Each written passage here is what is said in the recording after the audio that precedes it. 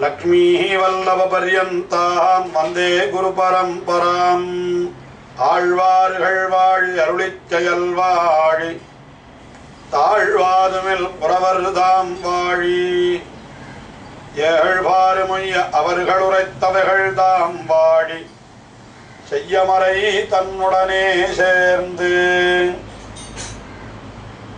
பெரியாழ்வார் தம்மை யசோதையாக பாவித்துக் கொண்டு அவனுடைய சேட்சிதங்கள் அத்தனையும் அனுபவித்து வருகின்றார். இந்த பெரியாழ்வார் திருமொழி என்கிற திவ்ய பிரபந்தத்திலே அதிலே கீழே 2ஆம் பத்து 4ஆம் திருமொழி பூர்த்தியாக பெரியாழ்வார் கண்ணபிரானை நீராட அழைத்தார்.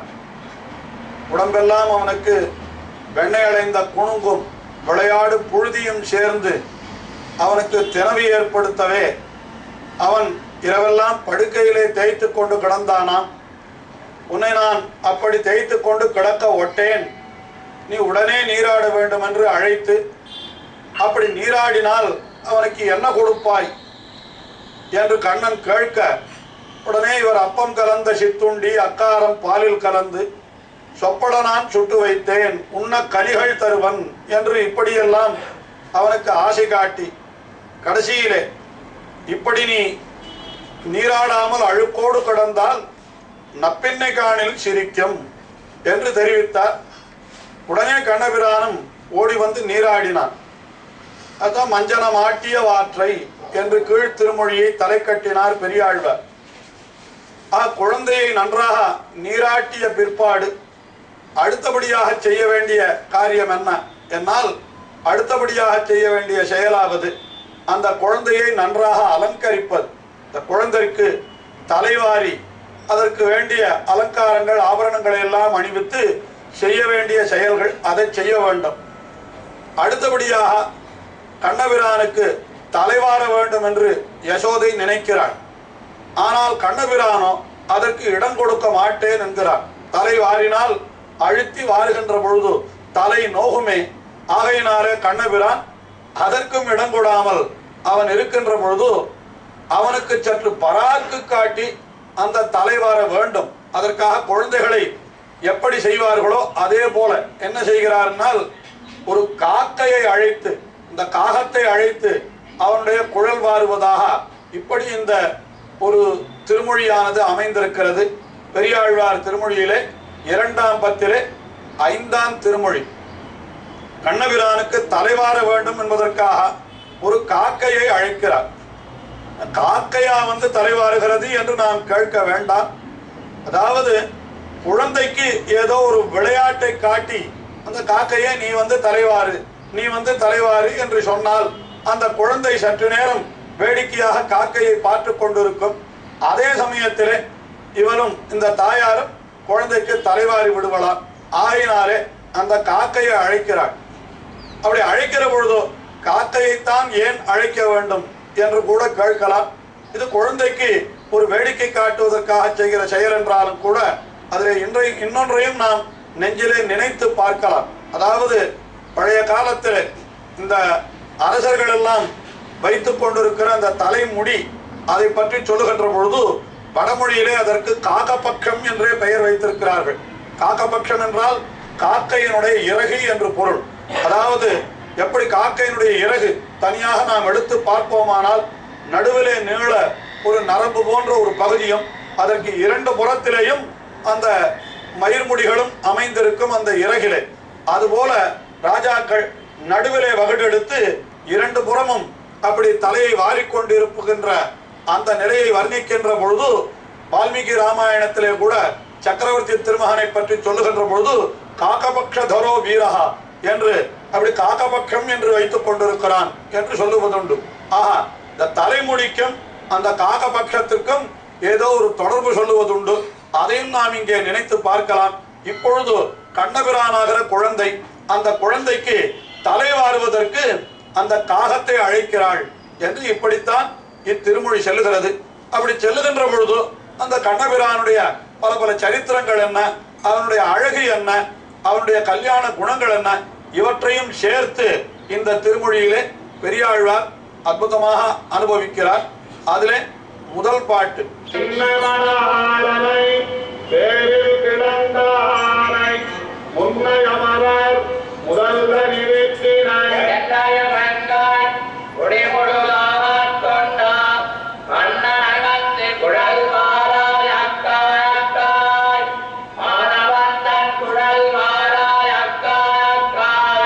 காக்காய் காக்காய் என்று அழைக்கிறார் காகத்தை.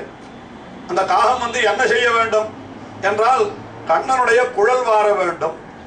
இந்த கண்ணன் எப்படிப்பட்டவன் என்றால் பின்னை மணாளனை, நப்பெண்ணினுடைய மணவாளன் என்று இங்கே தெரிவிக்கிறார்.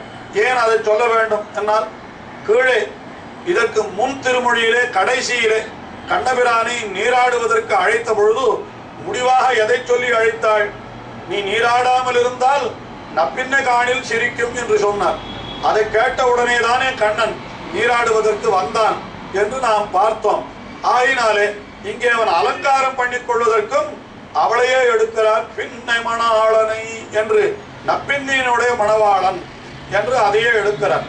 அதற்கு மேலே பேரில் கிடந்தானை, பேர் என்னால் திருப்பேர் நகர் என்று சொல்லப்படுகின்ற ஒரு திருத்தலம், அதாவது கோயிலடி என்று தற்பொழுது வழங்கப்பெறுகின்ற அப்பக்குடத்தான் சந்நிதி என்றும் சொல்லப்படுகின்ற அந்த திவ்ய தேசத்திற்கு திருப்பேர் நகர் என்பது பெயர். அந்த பேர் என்னால் அதிலே எம்பெருமான் சயன திருக்கோலத்திலே எழுந்தருளி இருக்கிறான்.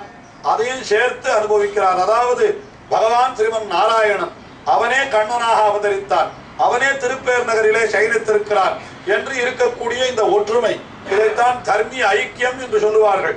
அதை வைத்து பேரில் கிடந்தானை என்று தெரிவித்தார். அதற்கு மேலே முன்னை அமரர் தனி முதல் வித்தினை என்று அமரர்களுக்கெல்லாம் முதல் தனி வித்து என்று, அமரர்கள் என்றால் தேவர்கள் என்று சொல்லலாம், அல்லது அமரர்கள் என்றால் எப்பொழுதும் பரமபதத்தில் இருக்கக்கூடிய நித்திய சூரிகள் என்று சொல்லலாம்.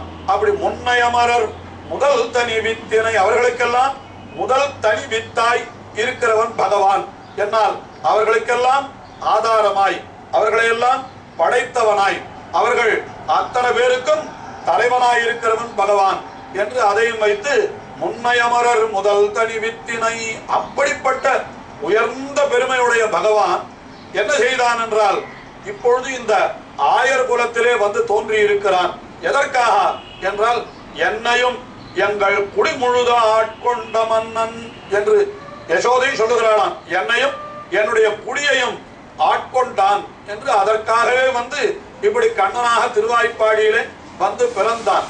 திருவாய்ப்பாடியிலே கண்ணன் வந்து பிறந்ததற்கு என்ன காரணம் என்று கேட்டால் பல பேர் பலவிதமான கருத்துக்களை தெரிவித்திருக்கிறார்கள். அதிலே முக்கியமான கருத்து என்னன்னா, இன்று இவ்வாயர் குலத்தை ஈடுய தோன்றிய கருமாணிக்க சுடர் என்று நம்மாழ்வாரும் அருளி செய்கிறார். அந்த ஆயர் குலம், அந்த குலத்திற்கு ஒரு பெருமை தர வேண்டும் என்பதற்காக, அந்த குலத்திற்கு ஒரு மேன்மை ஏற்பட வேண்டும் என்பதற்காக ஒன்றோ அங்கே வந்து அவதரித்தான்.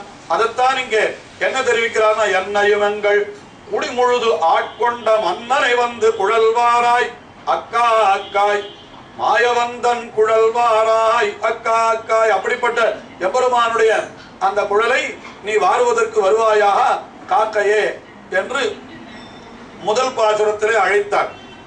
அடுத்தபடியாக இரண்டாவது பாசுரம், அந்த பாசுரத்திலே என்ன தெரிவிக்கிறார்னால், இவன் எப்படிப்பட்ட சேட்சிதங்களை எல்லாம் செய்தவன், பூதனையை அழித்தவன், சகடாசுரனை அழித்தவன் என்று அவனுடைய பெருமையை சொல்லி மறுபடியும் காக்கையை அழைக்கிறாளாம் கண்ணபிரானுடைய தலையை வாருவதற்கு.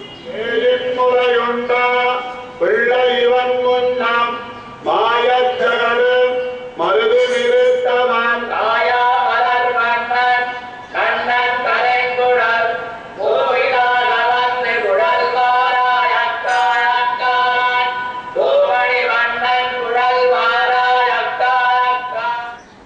கண்ணபிரான் எப்படிப்பட்டவன் என்றால் பேயின் முலை உண்ட பிள்ளை. இவன் பேயின் முலை உண்ட பிள்ளை என்னார். அது பல தடவை நாம் அனுபவித்திருக்கிறோம். பூத்தனை என்கிறவள் கம்சனாலே ஏவப்பட்ட அரக்கி. அவள் கண்ணனை கொல்லுவதற்காக ஒரு யசோதையினுடைய வேஷத்திலே வந்தாள்.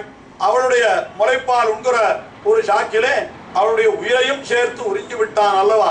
அதை மறுபடியும் தெரிவிக்கிறார், பேயின் முறையுண்ட பிள்ளை.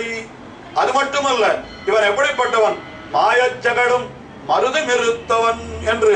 இப்படி கம்சனாலே ஏவப்பட்ட மற்றொரு அசுரன், அவன் சகடாசுரனாய், அதாவது ஒரு வண்டியிலே ஆவேசித்து கிடந்த பொழுது அவனையும் முறித்தான் என்று. வண்டியை முறித்தான். வண்டியை மட்டுமா முறித்தான், மற்றொரு அசுரர்கள், அதாவது அசுராவேசம் பொருந்தியதாய் இருந்த 2 மருத மரங்கள் ஒன்றோடொன்று சேர்ந்திருந்த பொழுது கண்ணபிரான் அவனை தாயான யசோதை உரலிலே கட்டினாள் அல்லவா? அப்பொழுது தவழ்ந்து உரலோடு தவழ்ந்து சென்றவன் அந்த மருத மரங்களுக்கு நடுவிலே சென்று அவற்றை முறித்தான் என்று இந்த சரித்திரங்கள் இதையெல்லாம் சேர்த்து அனுபவிக்கிறார். மாயச்சகடம் மருது மிருத்தவன். அவன் எப்படிப்பட்டவன் என்றால் காயாமலர் வண்ணன். காயாமலர் என்றால் அப்படி ஒரு புஷ்பம், காயாம்பூ என்று ஒரு புஷ்பமாம். அது நீலோத்பலம் என்று சொல்லுகிறோமே, அதிலே ஒரு வகை. அது அதை போன்ற நிறத்தை உடையவன் என்று. காயாமலர் வண்ணன் கண்ணன்.